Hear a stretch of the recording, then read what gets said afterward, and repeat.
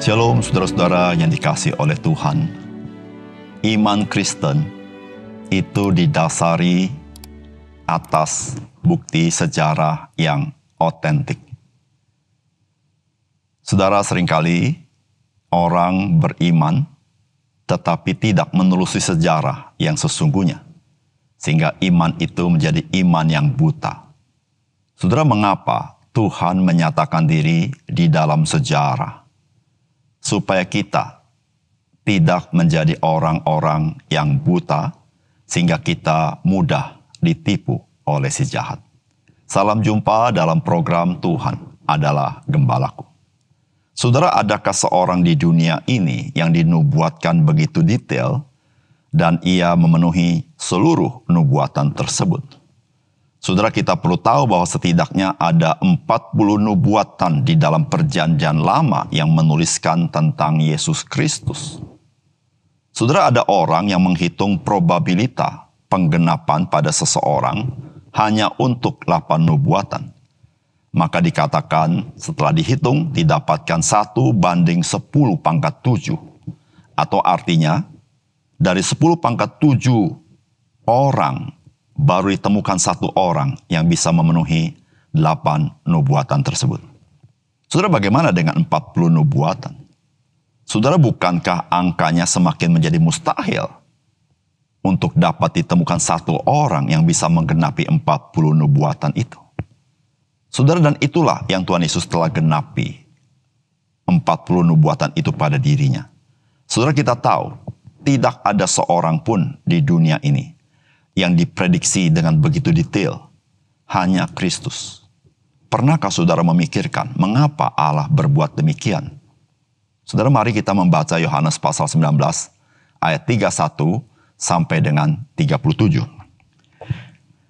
Karena hari itu hari persiapan dan supaya pada hari Sabat mayat-mayat itu tidak tinggal tergantung pada kayu salib. Sebab Sabat itu adalah hari yang besar, maka datanglah orang-orang Yahudi kepada Pilatus dan meminta kepadanya supaya kaki orang-orang itu dipatahkan dan mayat-mayatnya diturunkan. Maka datanglah prajurit-prajurit lalu mematahkan kaki orang yang pertama dan kaki orang yang lain yang disalibkan bersama-sama dengan Yesus. Tetapi ketika mereka sampai kepada Yesus dan melihat bahwa ia telah mati, mereka tidak mematahkan kakinya. Tetapi seorang dari antara prajurit itu menikam lambungnya dengan tombak, dan segera mengalir keluar darah dan air. Dan orang yang melihat hal itu sendiri yang memberikan kesaksian ini, dan kesaksiannya benar, dan ia tahu bahwa ia mengatakan kebenaran supaya kamu juga percaya. Sebab hal itu terjadi supaya genaplah yang tertulis dalam kitab suci. Tidak ada tulangnya yang akan dipatahkan. Dan ada pula nas yang mengatakan mereka akan memandang kepada dia yang telah mereka tikam. Saudara yang dikasihi oleh Tuhan, kisah penderitaan Yesus Kristus, prosentasenya di dalam kitab Injil meliputi 30% dari kitab Injil. Sehingga saudara, ada ahli Alkitab mengatakan bahwa Injil adalah kisah penderitaan Kristus dengan pendahuluan yang panjang. Bagian dari kisah penderitaan Kristus adalah bagian yang kita baca hari ini. Saudara, orang Yahudi sangat pantang memasuki hari Sabat masih ada orang tergantung di atas kayu salib. Atau dapat dikatakan ada orang mati yang masih ada di tengah jalan. Oleh karena itu mereka meminta bahwa orang yang tersalib itu harus diturunkan. Saudara, tentu pemerintahan Romawi perlu memastikan bahwa orang yang terhukum itu, yang tergantung itu, sudah meninggal.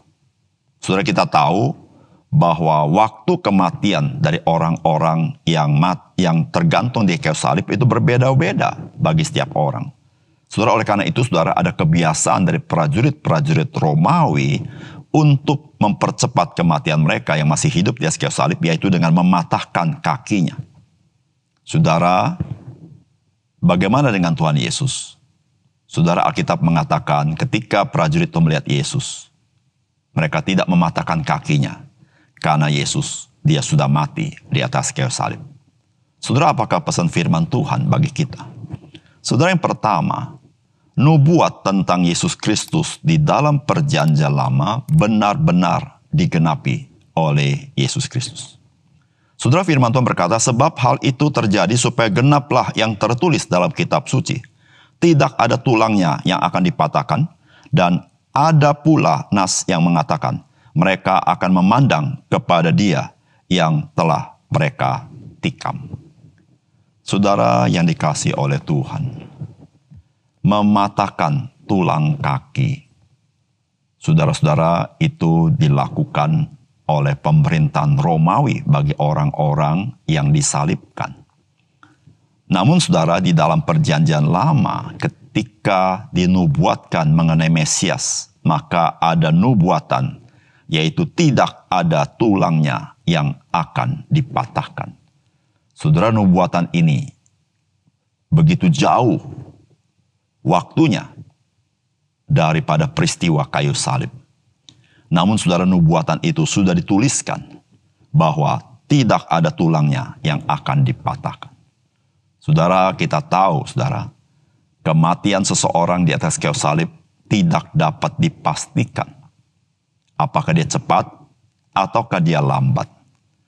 Saudara, Tuhan Yesus, Dia disalibkan dan Dia mati di atas kayu salib. Dan disitulah saudara-saudara, prajurit-prajurit tidak mematahkan tulang kakinya. Saudara yang kasih dalam Tuhan, nubuat tentang Mesias atau Yesus Kristus yang mengatakan tidak ada tulangnya yang akan dipatahkan, merupakan nubuat yang dengan resiko yang sangat tinggi bagi Tuhan Yesus. Jikalau Tuhan Yesus belum mati di atas kayu salib mendekati waktu Sabat itu, karena waktu Sabat itu sudah sangat dekat, saudara, kaki Tuhan Yesus bakal dipatahkan. Maka jikalau itu terjadi, maka Yesus tidak menggenapi satu nubuatan ini. Saudara yang kasih dalam Tuhan, jikalau kita membaca kitab suci perjanjian lama mengenai nubuat tentang Mesias atau Yesus Kristus, maka nubuat-nubuat itu semuanya pada umumnya dengan resiko yang sangat tinggi. Dalam arti, kemungkinan sangat besar, sulit untuk bisa digenapi. Tetapi saudara, karena itu adalah firman Allah, bukan daripada rekayasa manusia, maka Allah Dia sanggup menggenapi janjinya, firman-Nya. Karena firman-Nya ya dan amin. Saudara yang kasih dalam Tuhan, semua Allah lakukan bagi kita, karena Dia sangat mencintai kita, supaya kita mengenal juru selamat kita. Saudara, jikalau kita tidak membaca perjanjian lama dengan baik, atau kita menolak apa yang Tuhan nyatakan kepada kita, maka kita bertanggung jawab untuk kebinasaan kita.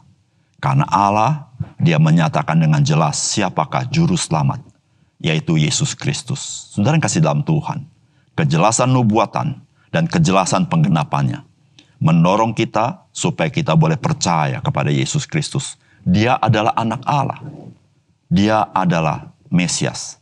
Dia adalah juru selamat kita. Dia mati di kayu salib.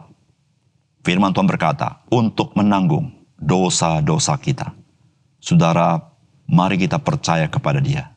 Karena Tuhan menyatakan dengan jelas siapakah Dia yang kita percaya. Yang kedua, saudara, pengorbanan Kristus itu teruji dan terbukti. Saudara, firman Tuhan berkata, karena hari itu hari persiapan dan supaya pada hari Sabat, mayat-mayat itu tidak tinggal tergantung pada kayu salib, sebab Sabat itu adalah hari yang besar. Maka datanglah orang-orang Yahudi kepada Pilatus dan meminta kepadanya supaya kaki orang-orang dipatahkan dan mayat-mayatnya diturunkan. Maka datanglah prajurit-prajurit lalu mematahkan kaki orang yang pertama, kaki orang yang lain disalibkan bersama-sama dengan Yesus. Tetapi ketika mereka sampai kepada Yesus dan melihat bahwa Ia telah mati, mereka tidak mematahkan kakinya. Tetapi seorang dari antara prajurit itu menikam lambungnya dengan tombak dan segera mengalir keluar darah dan air. Saudara yang dikasihi oleh Tuhan, ketika kita bicara tentang misi kayu salib Tuhan Yesus, saudara, Alkitab tidak hanya menuliskan bahwa Yesus mati di atas kayu salib. Tetapi bagaimanakah Yesus mati di kayu salib? Maka Alkitab menceritakan sejarahnya, apa yang terjadi. Saudara-saudara yang kasih dalam Tuhan, Ketika Alkitab menceritakan apa yang terjadi, maka kita bisa tahu bahwa Yesus memang telah mati.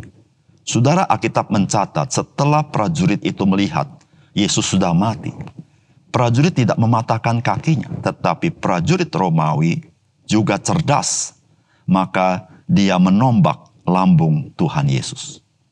Saudara, Injil Yohanes mencatat setelah lambung Tuhan Yesus ditombak oleh prajurit itu, maka segera mengalir keluar darah dan air. Saudara, Rasul Yohanes hanya mencatat peristiwa sejarah bahwa lambung Tuhan Yesus ditombak dan dicatat mengalir keluar darah dan air. Saudara, Yohanes bukan seorang dokter. Dia seorang penangkap ikan. Saudara, saya percaya dia tidak memahami apa yang dia tulis. Namun apa yang dia tulis dipakai Tuhan untuk memberitahukan kepada kita bahwa Yesus sungguh-sungguh telah mati di atas kayu salib. Buktinya adalah mengalir dengan deras darah dan air. Saudara yang dikasihi oleh Tuhan, Alkitab kita memberitahukan tentang misi akan keselamatan itu, bukan dalam bentuk pernyataan semata-mata, tetapi dalam bentuk kisah sejarah. Supaya apa, saudara? Supaya tidak ada rekayasa di dalam iman Kristen kita. Saudara, sejarah dapat ditelusuri, dapat dipelajari, apakah memang benar ini sebuah sejarah.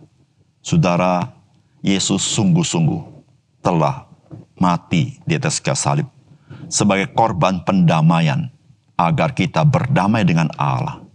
Dan pengorbanan Kristus itu teruji dan terbukti. Saudara yang kasih dalam Tuhan, jikalau kita sudah membaca firman Tuhan dengan begitu detail dan baik, saudara, kita boleh percaya kepada Dia. Dan barang siapa yang percaya kepada Dia, dosa diampuni. Dan kita menjadi anak-anak Allah. Dan kita menerima hidup yang kekal. Bahkan kita menerima berkat-berkat rohani di dalam kehidupan kita setiap hari. Saudara, mari kita tunduk kepala, kita berdoa. Bapa surga, terima kasih untuk kebenaran firman-Mu. Biarlah firman-Mu menolong kami supaya kami memiliki iman yang tidak buta, tapi iman yang celik karena dicelikkan oleh Roh Kudus dan firman Tuhan. Tuhan, tolong kami tidak menolak akan kebenaran firman-Mu yang nyata-nyata Tuhan sudah nyatakan dalam Alkitab. Sehingga kami tidak lagi dijerat oleh kuasa si jahat, tapi kami dimerdekakan oleh Yesus Kristus. Tuhan, terima kasih untuk firman Tuhan. Dalam nama Tuhan Yesus kami berdoa. Amin.